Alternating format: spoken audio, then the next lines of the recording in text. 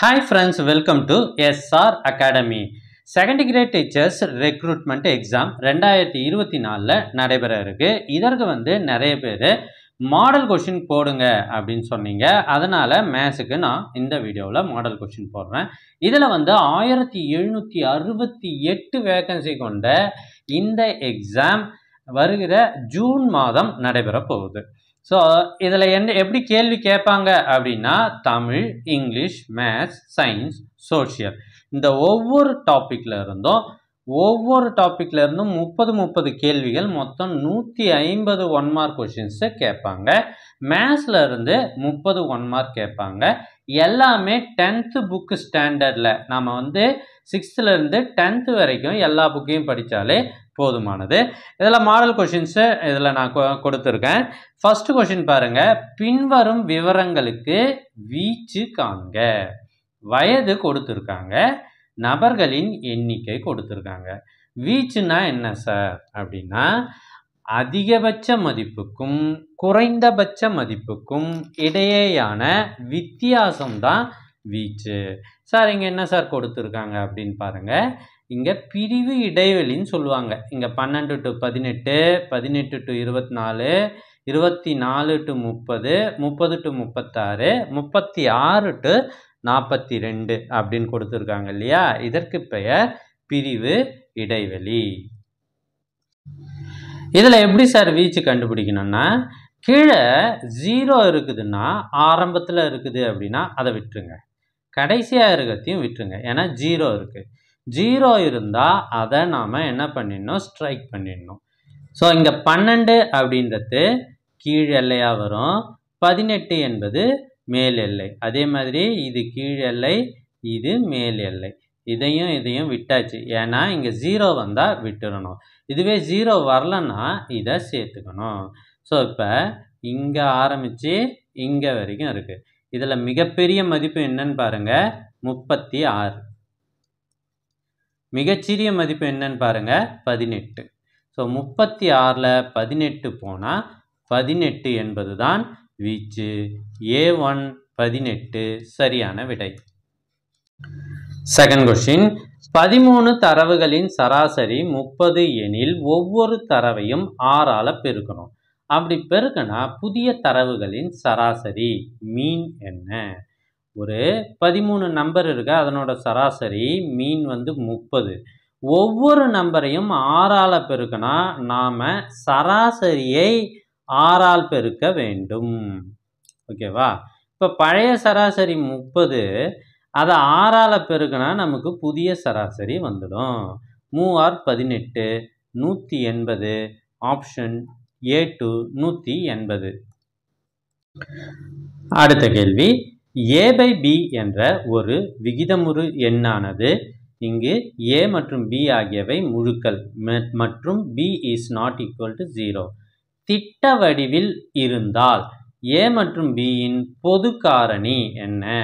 So இங்கே A/Bன்னு இருக்குங்க. இது என்னன்னா திட்ட வடிவில் இருக்குது. திட்ட வடிவில் இருக்குதுன்னா என்ன அர்த்தம்? ரெண்டுத்துக்கும் பொதுவான வாய்ப்பாடு இல்லை அப்படின்னு அர்த்தம். முதல்ல திட்ட வடிவத்தில் எழுதுறதை பற்றி பார்த்துக்கலாம். ஸோ 10/25ன்னு ஒரு பின்னம் இருக்குது. இதை எப்படி திட்ட வடிவில் எழுதுவோம்? 5ஆம் வாய்ப்பாட்டால் அடிச்சிடுவோம். 2 5 10, 5 15. இது ரெண்டுத்துக்கும் பொதுவான வாய்ப்பாட்டால் நம்ம அடிக்க முடியுமா? மேற்கொண்டு இதை அடிக்க முடியாது. அதனால் 2/5 என்பது திட்ட வடிவம். இது ரெண்டுத்துக்கும் பொதுவான வாய்ப்பாடு எது? 2ம் ஒரு வாய்ப்பாட்டில் வரணும், 5ம் அதே வாய்ப்பாட்டில் வரணும்னா 1ஆம் வாய்ப்பாட்டில் மட்டும்தான் வரும். அது சப்போஸ் 2ஆம் வாய்ப்பாட்டில் வந்ததுன்னா அதை நம்ம மேற்கொண்டு அடித்து சுருக்கிடுவோம். அப்போ பொது காரணி 1 மட்டுமே. A2 1. அடுத்த கேள்வி, 1 மற்றும் 100க்கு இடையில் 2 மற்றும் 5ஆல் வகுபடாத எண்களின் எண்ணிக்கை ஆனது. ஸோ இன்ட்ரெஸ்டிங்காக இருக்குது பாருங்க. இப்போ 1லேருந்து 100 வரைக்கும் நம்பர் இருக்குது. அதில் 2ஆல் வகுபடுற நம்பரை விட்டுனோம், 5ஆல் வகுபடுற எண்ணையும் விட்டுட்டா மீதி எத்தனை இருக்கும்? இப்போ 1 2 இது 100 வரைக்கும் இருக்குது. அது 2ஆல் வகுபடக்கூடாது அப்படின்னா நாம் இரட்டை எண்களை விட்டுடணும். அப்போ என்ன வரும்? 1 3 5 7 9. அதே மாதிரி 11 13 19 வரைக்கும் போகும். அப்புறம் 21 23 அதே மாதிரி போகும். இது எது வரைக்கும் போகும் அப்படின்னா 91 93 95 அது வரை போகும். இது வந்து 2ஆல் வகுபடாத எண்கள். இப்போ மொத்தமாக 100 நம்பர் இருக்கா, அதில் 2ஆல் வகுபடுற எண்ணை கழிச்சிடணும். 2ஆல் வகுபடுறது இரட்டை எண்கள் 50, அதை கழிச்சிட்டா மீதி 50 இருக்கும். அதில் மீதி இருப்பதில் 5ஆல் வகுபடும் எண்களை கழித்து விட வேண்டும். பாருங்க, 5 5 25 5ல் முடிகிற எல்லா நம்பரும் என்ன ஆகுது, 5ஆல் வகுபடும். அது ஒரு 10 எண்கள். அந்த 10ஐயும் கழிச்சிட்டோம் அப்படின்னா மீதி 40. ஸோ விடை 40, ஆப்ஷன் A1. அடுத்த கேள்வி, சராசரியில் இருந்து அனைத்து உறுப்புகளின் விலக்கங்களின் கூடுதல் என்னவாக இருக்கும்? ஸோ இது வந்து ஆன்சர் 0, ஆப்ஷன் A4. இது வந்து 10th புக்கில் இருக்கிற 1 மார்க்கு. கூட்டு சராசரியிலிருந்து ஒவ்வொரு உறுப்பையும் நம்ம மைனஸ் பண்ணிக்கிட்டே வந்தோம்னா, அல்லது அந்த உறுப்புலேருந்து கூட்டு சராசரியை மைனஸ் பண்ணி எல்லாத்தையும் கூட்டும்போது நமக்கு 0 மட்டுமே வரும். அடுத்த கேள்வி, x = 5 என்பது x = 5ன்னு நம்ம கிராஃபில் வரைஞ்சோம்னா இங்கே இருக்கும் 5 என்னன்னு வரும், இந்த லைன் வரும். ஸோ x = 5 என்பது ஒரு நேர்கோடாக தான் வரும். Option A1. அடுத்த கேள்வி, எத்தனை ஆண்டுகளில் அசல் 1,00,000 5% தனி வட்டியில் 1,17,500 உயரும்? ஃபஸ்ட்டு விஷயம், இது தனி வட்டியா கூட்டு வட்டியா? தனி வட்டி. தனி வட்டியில் இப்போ தனி வட்டி மதிப்பு 1,17,500 கூட்டுத்தொகை. இதில் இருந்து அசலை கழிச்சிடுங்க. நமக்கு என்ன வருது, தனி வட்டி I = 17,500 அப்படின்னு வருது. அசல் P = 1,00,000 அப்படின்னு கணக்கில் கொடுத்துருக்காங்க. R = 5%. So formula I = PNR/100. இதை எடுத்து அப்படியே சப்ஸ்டியூட் பண்ணுறேன். எனக்கு என்ன வருது பாருங்கள், Pக்கு பதிலாக 1,00,000ன்னு போட்டுடுறேன். N தான் கண்டுபிடிக்க போகிறோம். ஆண்டுகள் எத்தனை ஆண்டுகள்னு கேட்குறாங்க. R என்பது 5%. 2 0 கேன்சல் ஆகிடுச்சு. இந்த 2 0க்கு இந்த 2 0 கேன்சல் ஆகிடுது. அடுத்தது ஸோ 4 5 5 3 5 5 மீதி 2 I 5 25. So N = 35/10. ஸோ 7 5 35 2 5 10, 7/2ன்னு வருது. இதை நம்ம கலப்பு பின்னமாக மாற்றினோம்னா 3 1/2. அப்போ 3 ஆண்டுகள் அரை ஆண்டுன்றத 6 மாதம்னு எழுதுகிறோம். 3½ ஆண்டுகள் விடை, அதை 3 ஆண்டு 6 மாதம்னு எழுதுகிறோம். A2 சரியான விடை. So TET paper 1 exam pass பண்ணவங்க தான் இந்த எக்ஸாமுக்கு எழுத முடியும். ஸோ பேப்பர் 1 பாஸ் பண்ணவங்க இப்போ அட் எ டைமில் குரூப் 4ம் வருது, இது செகண்ட் கிரேட் டீச்சர்ஸ் போஸ்டிங்கும் வருது. எதை எழுதுனா நமக்கு ஈஸியாக வேலை கிடைக்கும் அப்படின்னு நிறைய பேர் கேட்குறீங்க. கண்டிப்பாக ரெண்டுமே நல்ல விஷயந்தான். அதில் செகண்ட் கிரேட் டீச்சர்ஸுக்கான ரெக்ரூட்மெண்ட் தான் உங்களுக்கு ஈஸியாக கிடைக்கும். ஏன்னா இதில் 1768 போஸ்டிங்க்கு பேப்பர் 1 டெஸ்ட்டில் பாஸ் பண்ணவங்க மட்டுமே எழுத போகிறீங்க. அது மட்டும் இல்லாமல் குரூப் 4 எக்ஸாமை விட செகண்ட் கிரேட் டீச்சர்ஸுக்கு சேலரி அதிகம். அதனால் இதை நல்லா கவனித்து படிங்க. அடுத்த கேள்வி, 25 மாணவர்களின் சராசரி மதிப்பெண் கொடுத்துருக்காங்க. இங்கு 96 என்ற மதிப்பானது 69 என தவறுதலாக எடுக்கப்பட்டது. ஸோ ஒரு சராசரி மதிப்பு கண்டுபிடிச்சிருக்காங்க, ஆனால் அந்த சராசரியானது தப்பாக கண்டுபிடிச்சிட்டாங்க. 96ன்னு எடுத்து கணக்கு போடாமல் 69ன்னு எடுத்து கணக்கு போட்டாங்க. அப்படின்னா எனில் மதிப்பெண்களுக்கான சரியான சராசரியை காண்க. ஸோ சரியான சராசரியை கண்டுபிடிக்கணும். இதுக்கு ஒரு ஃபார்முலா சொல்கிறேன் பாருங்கள், யாருமே சொல்லியிருக்க மாட்டாங்க. உண்மையான சராசரி இஸ் ஈக்குவல் டு தவறான சராசரி ப்ளஸ் உண்மையான மதிப்பு மைனஸ் தவறான மதிப்பு பை எண்ணிக்கை. ஸோ இந்த ஃபார்முலாவை ஞாபகம் வச்சுக்கோங்க. உண்மையான மதிப்பை கூட்டிக்கோங்க, தப்பை கழிச்சிடுங்க. அதான் ட்ரிக்ஸு. தப்பை கழிச்சிடுங்க. தப்பு எங்கே? இதுதான் தவறான மதிப்பு. இது 69 உண்மையான மதிப்பு. இது என்ன? தவறான சராசரி. ஸோ உண்மையான சராசரி தான் கண்டுபிடிக்க போகிறோம். எடுத்து அப்படியே சப்ஸ்டியூட் பண்ணுங்கள். 78.4. இங்கே உண்மையான மதிப்பு 96.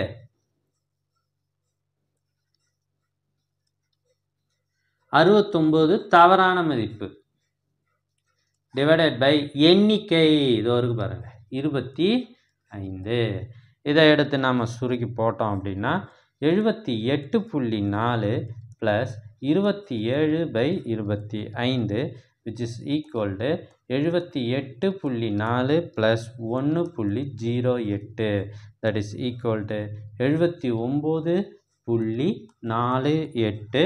ஸோ ஆப்ஷன் A2 சரியான விடை. இதோ இருக்கு பாருங்க.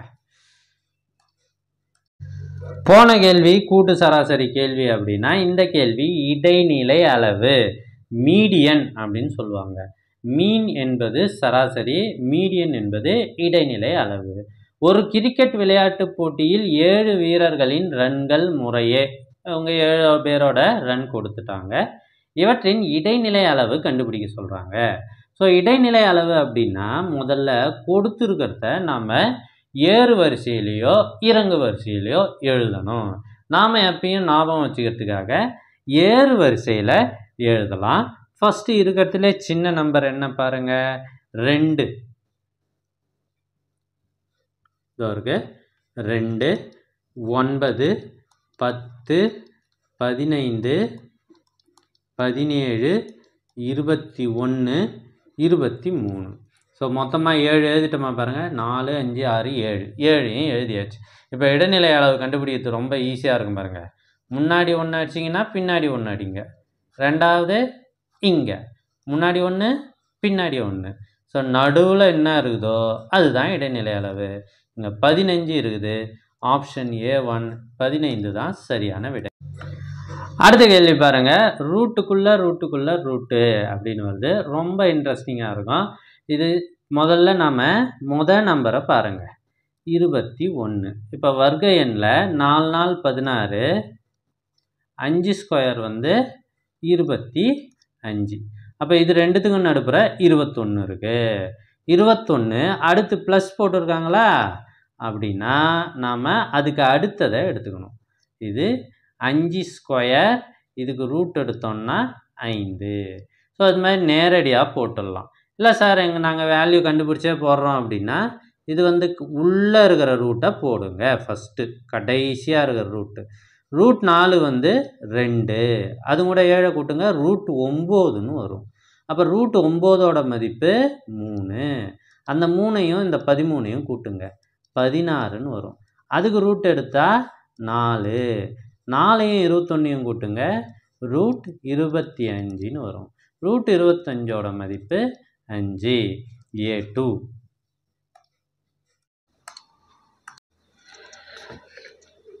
பொருத்தமான எண்களை நிரப்புக அப்படின்னு சொல்லிட்டு 8:- இங்கே இது மாதிரி போட்டிருக்காங்க. இதுக்கு பேர் சமான விகிதம் அப்படின்னு பேர். 3. இந்த இடத்துலையும் என்ன வரும்? இங்கே எக்ஸ்ன்னு வச்சுக்கலாம், இங்கே ஒய் வரும்னு வச்சுக்கலாம். சமான விகிதத்தை எப்படி எழுதலாம்? 8/x இதுக்கு பதிலாக போடலாம். y/3 அப்படின்னு போடலாம். இப்போ குறுக்கு பெருக்கல் மூலமாக xy 24 அப்படின்னு போடலாம். அப்போ எந்த 2 நம்பரை பெருக்குனா 24 வருதோ அதுதான் நமக்கு ஆன்சர். ஸோ இதுவும் பாருங்கள், 6 நாள் 24 வருது, இதுவும் 4 6 24. ஸோ 2 ஆப்ஷனுமே சரியான விடை. இது தவறு, இது தவறு. என்ன சார் இந்த கொஸ்டினுக்கு 2 ஆன்சர் வருதுன்னா, ஸோ இதில் ஏதோ பிரிண்டிங் எரர் இருக்குது, அதனால் இந்த கேள்விக்கு 2 ஆன்சரும் வருது. அடுத்த கேள்வி, ஒரு கடைக்காரர் ஒரு பொருளை ரூபாய் 7200க்கு விற்பதால் அவருக்கு 10% நஷ்டம் ஏற்படுகிறது எனில் அதன் அடக்க விலை என்ன? இது விற்ற விலை, இது நஷ்ட சதவீதம். இது கொடுக்கப்பட்டால் அடக்க விலைக்கான ஃபார்முலா இருக்கு. ரொம்ப முக்கியமான ஃபார்முலா, நிறைய பேர் அடிக்கடி மறந்து போற ஃபார்முலா இது. அடக்க விலை இஸ் ஈக்குவல் டு 100/100 மைனஸ் நட்ட சதவீதம் இன்ட்டு விற்ற விலை. ஸோ இந்த ஃபார்முலாவை நல்லா ஞாபகம் வச்சுக்கிங்க.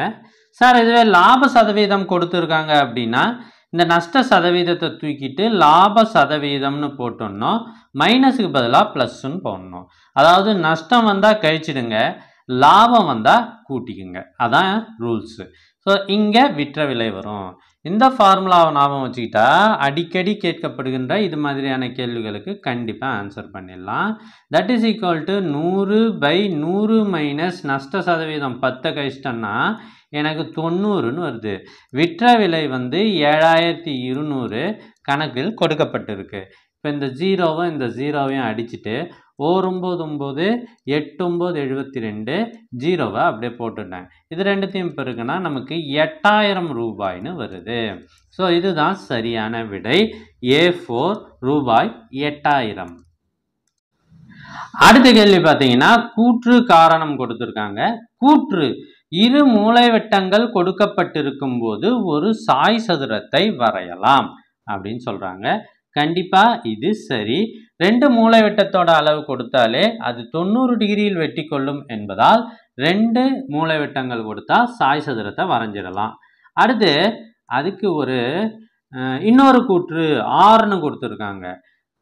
இங்க பாருங்க, சாய் சதுரம் என்பது அனைத்து பக்கங்களும் சமமானதும் மற்றும் மூலைவிட்டங்கள் செங்குத்தாக வெட்டி கொள்வதும் உடைய ஒரு சிறப்பு நாற்கரம் ஆகும் அப்படின்னு கொடுத்துருக்காங்க.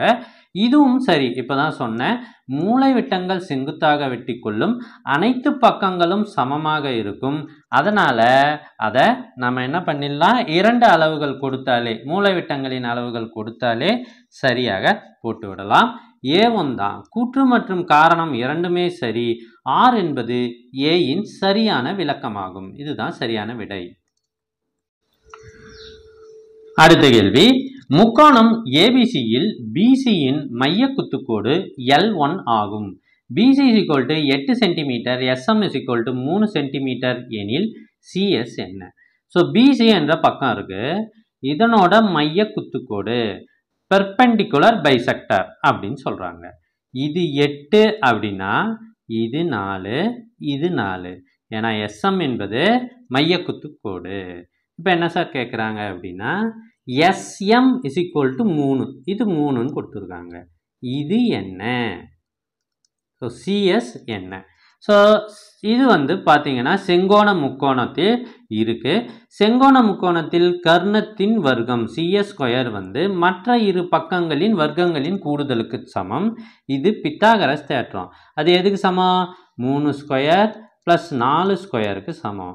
So that is equal to 3² 9, 4² 16 which is equal to 25. இப்போ CS² = 25னா CS = 5 சென்டிமீட்டர். அப்படியே ரூட் எடுத்தேன், 25க்கு ரூட் எடுத்தா 5ன்னு வருது. A2 தான் சரியான விடை. அடுத்தது திட்ட விளக்கம் பற்றிய ஒரு கணக்கு கொடுத்துருக்காங்க. இது பாருங்க, ரொம்ப ஈஸி தான். நம்ம பேசிக் கான்செப்டை அண்டர்ஸ்டாண்ட் பண்ணிக்கணும்.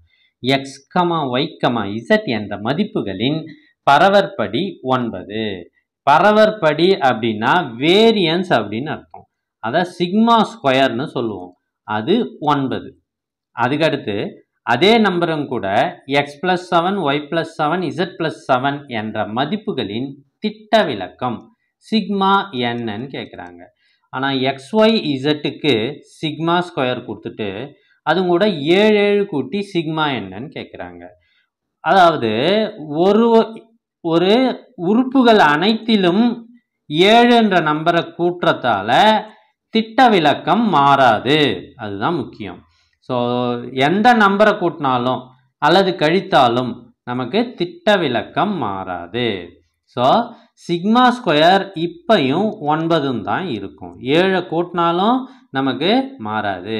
அதே மாதிரி 5 கூட்டுறாங்க சார் எல்லா உறுப்புலையும் அப்படின்னாலும் மாறாது. எந்த எண்ணை கூட்டினாலும் கழித்தாலும் மாறாது. இப்போ ஒன்றுத்தில் 7 கூட்டி இன்னொன்றுத்தில் 5 கூட்டினா திட்ட விலக்கமும் பரவற்படியும் மாறும். ஸோ சிக்மா ஸ்கொயர் 9 தான். அப்போ சிக்மாவின் மதிப்பு என்ன? அதுக்கு ரூட் எடுத்தா 3. So A2 3. கொடுக்கப்பட்ட படத்தில் உள்ள முக்கோணங்களின் எண்ணிக்கை காண்க. ஸோ இருக்கிறதுல சின்ன சின்ன முக்கோணத்துக்கெல்லாம் 1 2 3 4 5 6 7 8 ரொம்ப சிறிய முக்கோணங்கள் 8 இருக்குது. இப்போ என்ன பண்ணோம்னா 2 முக்கோணங்களை சேர்ப்பதால் புதிய முக்கோணம் உருவாகுதா அப்படின்னு பார்க்கணும்.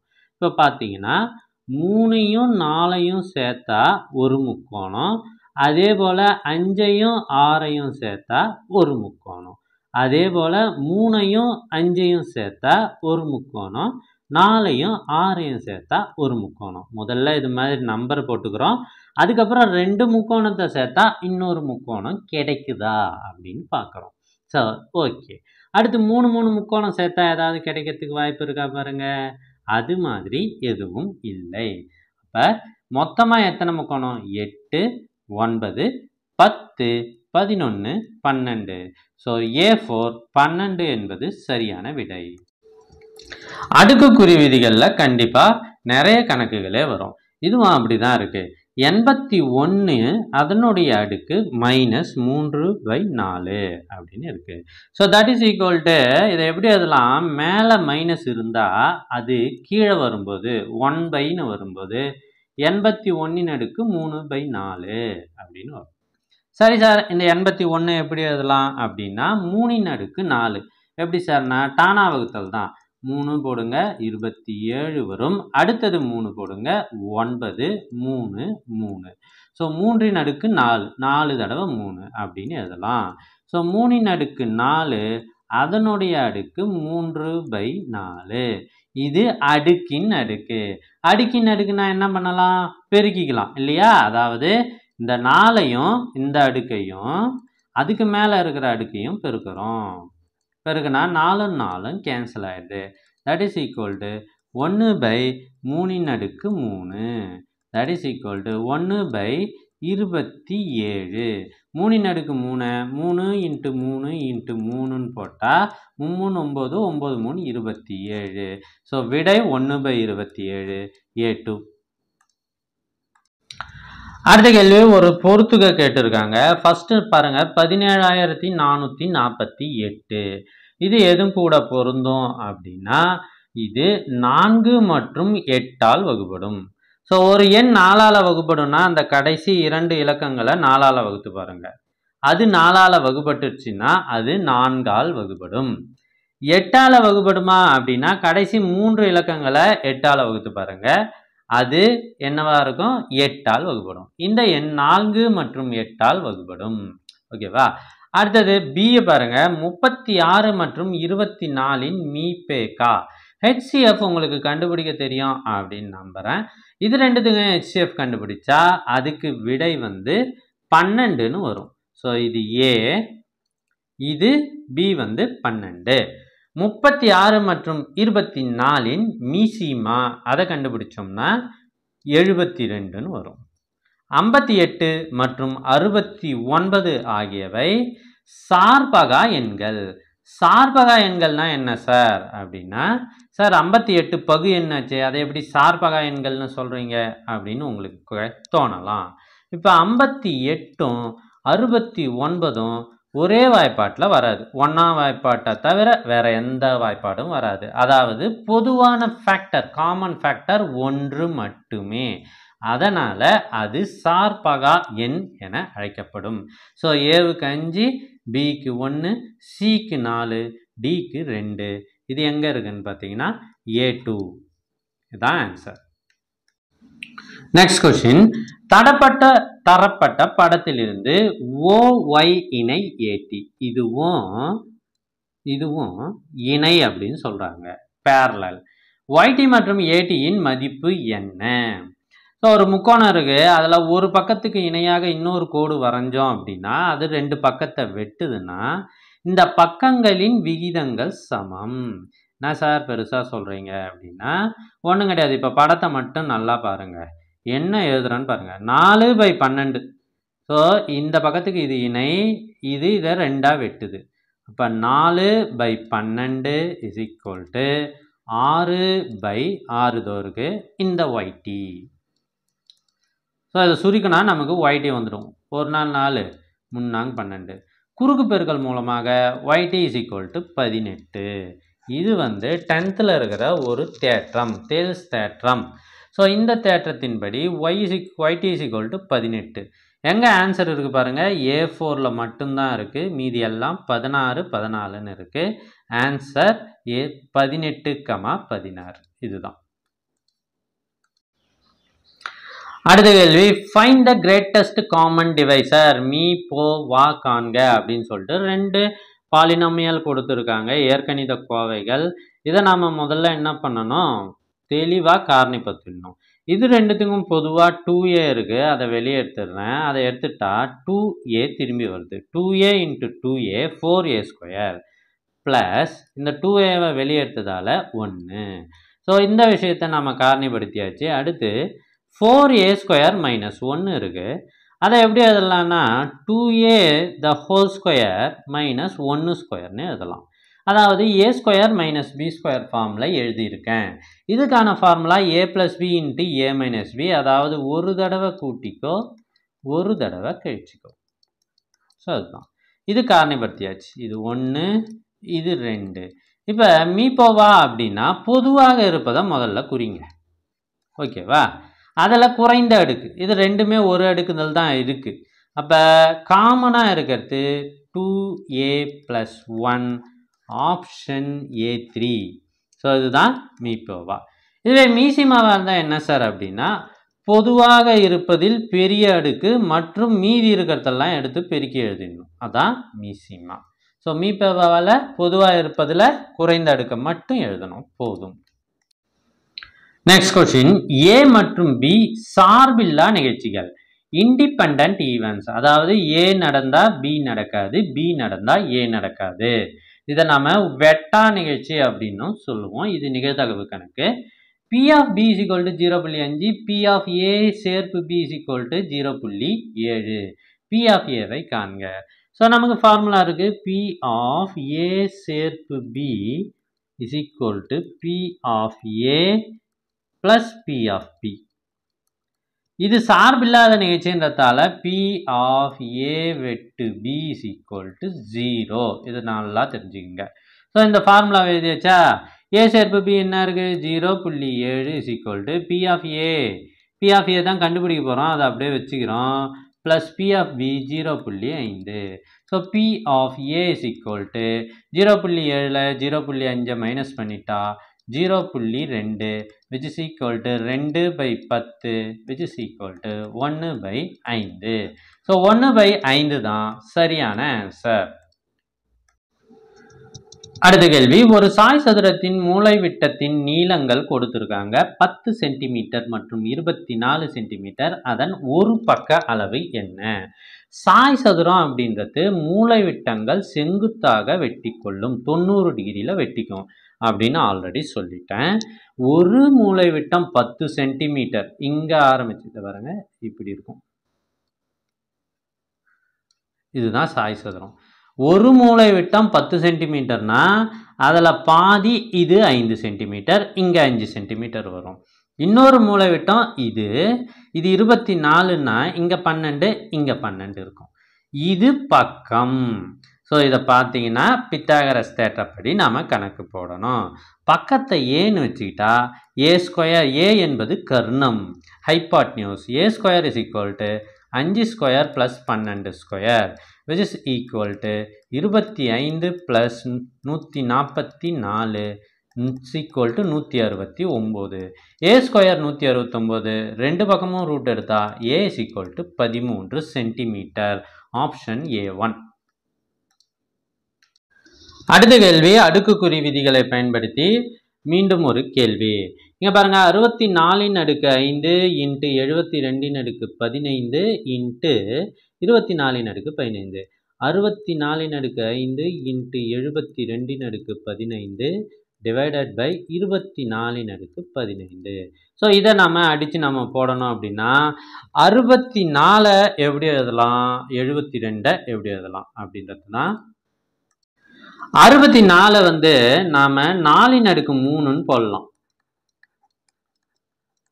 ஸோ ஓகேவா, 4/3 அதனுடைய அடுக்கு 5 இன்ட்டு 72 24/3ன்னு எழுதலாம். ஏன் சார் அப்படி பண்ணுறீங்கன்னா, கீழே 24 இருக்குது, அதை நான் 24 மடங்காக எழுதிட்டேன்னா ஈஸியாக அடிச்சிடுவேன்.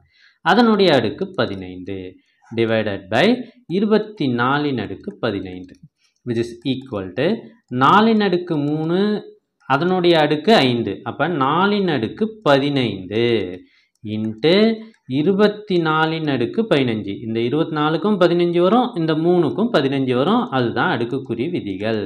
3/15 டிவைடட் பை 24/15. இதுவும் கேன்சல் ஆயிடுச்சு. இப்போ 4/15 இருக்கு, 3/15ன்னு இருக்கு. இப்போ 4 ரெண்டுமே அடுக்கு 15ன்னு இருக்கிறதால இதை எப்படி எழுதலாம், 4 × 3 அதனுடைய அடுக்கு 15ன்னு எழுதலாம். 4 12, 12/15. ஆப்ஷன் A2 தான் சரியான விடை. அடுக்குக்குறி விதிகள்லாம் நல்லா தெரிஞ்சுக்கிட்டு போடுங்க. அடுத்த கேள்வி, ஒரு குறிப்பிட்ட குறியீடு மொழியில் மெடிசன் என்ற வார்த்தைக்கு QIHMGMRI அப்படின்னு கொடுத்துருக்காங்க. அப்போ டீச்சர் என்ற வார்த்தைக்கு குறியீடு என்ன? ஸோ மெடிசன் என்றதை இப்படி எழுதுறாங்க அப்படின்னா எப்படி எழுதியிருக்காங்கன்னு கண்டுபிடிக்கிறேன். எம்முக்கு அடுத்து 4வது எழுத்து Q, ஈக்கு அடுத்து 4வது எழுத்து I, டிக்கு அடுத்து 4வது எழுத்து H, ஐக்கு அடுத்து 4வது எழுத்து M, சி அடுத்த 4வது எழுத்து G, ஐக்கு அடுத்த 4வது எழுத்து, எண்ணுக்கு அடுத்த 4வது எழுத்து, ஈக்கு அடுத்த 4வது எழுத்துன்னு இது எழுதியிருக்காங்க. அப்போ டீச்சருக்கும் அதே மாதிரி டீக்கு அடுத்து UVWX 4வது எழுத்து X, ஈக்கு அடுத்து 4வது எழுத்து I, ஏவுக்கு அடுத்து E, சிக்கு அடுத்த 4வது எழுத்து G, ஹெச்சுக்கு அடுத்து 4வது எழுத்து,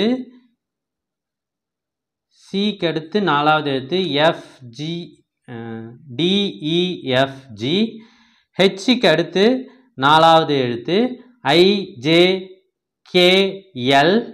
ஈக்கு அடுத்து 4வது எழுத்து I, ஆறுக்கு அடுத்து 4வது எழுத்து V. ஸோ இதுதான் ஆன்சர். எங்கே இருக்குது பாருங்கள், A2ல் இருக்குது. அடுத்த கேள்வி, ஒரு இணைகரம்னா பேரலலோகிராம். அடிப்பக்கத்தை Bன்னு சொல்லுவோம், உயரத்தை Hன்னு சொல்லுவோம். இங்கே என்ன சொல்கிறாங்கன்னா, அடிப்பக்கமானது உயரத்தை போல் 3 மடங்கு, அடிப்பக்கமானது உயரத்தை போல் 3 மடங்கு, B = 3Hன்னு சொல்லியிருக்காங்க. அதனுடைய பரப்பளவு A = 192 சதுர சென்டிமீட்டர். ஸோ இணைகரத்தின் பரப்பளவுக்கான ஃபார்முலா தெரிஞ்சால் அதன் அடிப்பக்கத்தையும் உயரத்தையும் நாம் கண்டுபிடித்திடலாம். ஸோ பரப்பளவு A = B × H. நாற்கரம், இணைகரம், சாய் சதுரம், முக்கோணம் இது எல்லாமே பார்த்தீங்கன்னா நாற்கரத்தில் தான் வரும். அதில் இணைகரத்தின் பரப்பளவில் மட்டும்தான் 1/2 வராது. ஸோ முக்கோணத்தில் வரும், சாய் சதுரத்தில் வரும், அதுக்கு அடுத்தது சரிவகத்துலேயும் வரும். ஆனால் இணைகரத்தில் 1/2 வராதுன்றத ஞாபகம் வச்சுக்கோங்க. இப்போ இதனோட மதிப்பு என்னன்னு கொடுத்துருக்காங்க, 192ன்னு கொடுத்துட்டாங்க. ஸோ பிக்கு பதிலாக 3Hன்னு போடுங்க. Into H = 192. இது இங்கே வந்தால் பை 3ன்னு ஆயிடுது.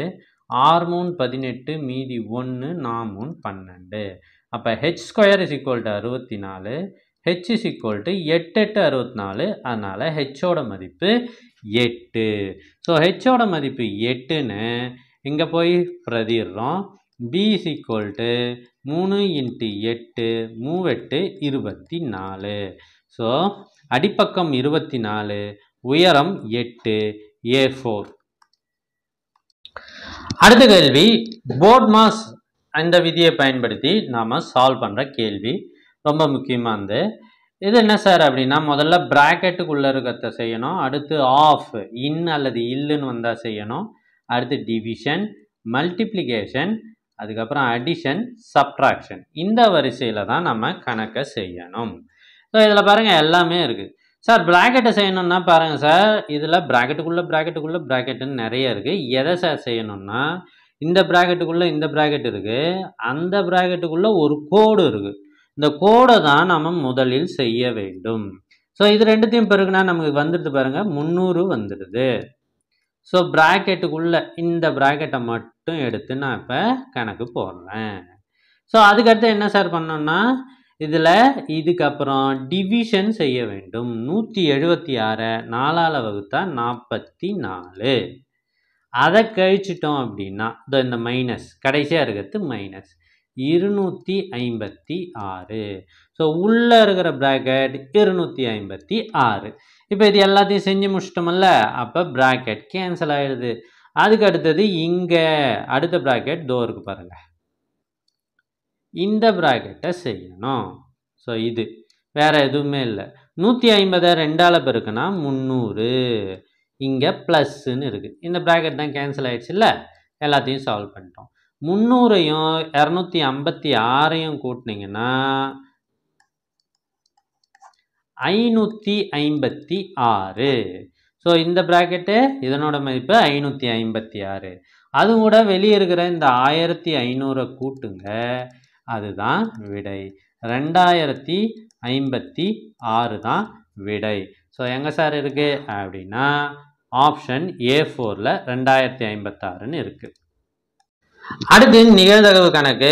P of E plus P of E dash is equal to 1 எனில் அப்படின்னா எப்படி இருக்கும்?